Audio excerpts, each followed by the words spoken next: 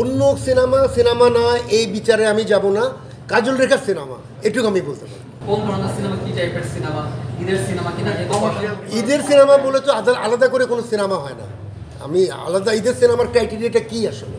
অনেকে বলছে যে ঈদের সিনেমা দ্যাট মিন্স হচ্ছে আইটেম সং থাকবে, মার কাট অ্যাকশন। আমাদের সিনেমা তো গান আছে, মানে 20-এর অধিক গান।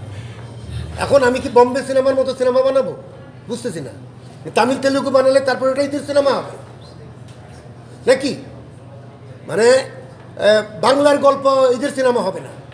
ঈদের সিনেমার জন্য তামিল লাগবে, তেলুগু লাগবে, বম্বে লাগবে নাকি? এটা কি রুচি দুর্ভিক্ষ মনে করেন?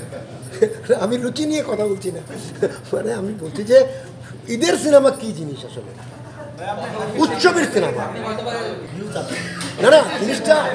আমি বেসিক জিনিস আমি বারবার বলছি যে কাজল রেখা যেই ধরনের সিনেমা, হ্যাঁ, এটা বাংলার সিনেমা, আপামর জনসাধারণের সিনেমা, এবং আপামর জনসাধারণ এটা উপভোগ করবে।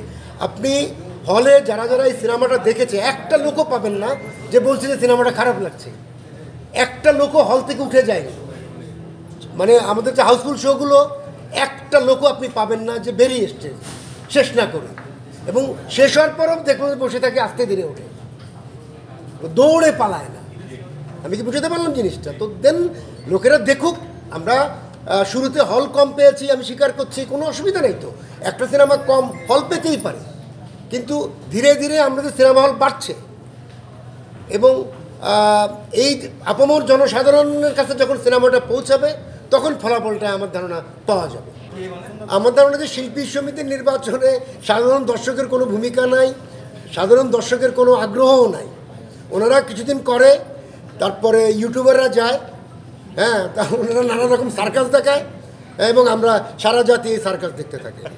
মমতা আসলে আমার কাছে ওরা কাজল রেখাই, ছোট হোক বড় হোক দুজনেই কাজল রেখা, এবং মমতা ভালোবাসা সব একই রকম। আমরা আসলে রিকভার করার মানে প্রায় মনপুরার 14 বছর পর, বা এর মধ্যে আরও টুকটাক সিনেমা আমি করেছি।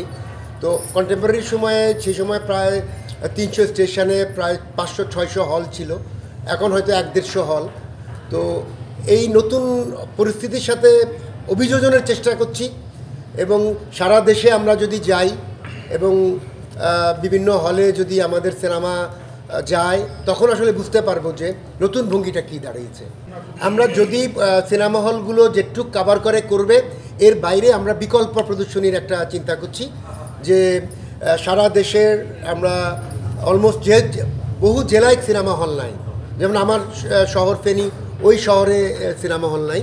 তো এক্ষেত্রে আমার শহরের লোকেরা তো এই সিনেমা দেখতে চায়, তখন আমরা proper sound system, proper screen, proper projection system নিয়ে আমরা আসলে বিকল্প